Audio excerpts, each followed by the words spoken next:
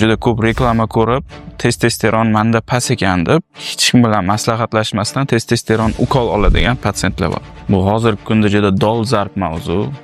Hamma testosteronni gapirib chiqyapti. Farqi yo'q u. Tabib bo'ladimi, ko'chada meva sotadigan odam bo'ladimi, sportsmenlarmi, boshqami, hamma testosteronni gapirib chiqib, testosteronni ko'tarish uchun kerak bo'ladigan narsalarni aytayapti. Lekin rostdan ham sabab testosteron bo'lishi mumkinmi?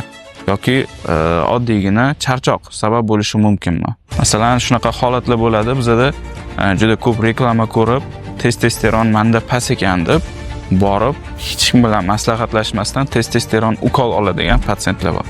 Testosteron ukol olgandan keyin organizm shunaqa aqlliki, tashqaridan testosteron kirdimi, bo'ldi. Organizm men testosteron bilan ta'minlandim.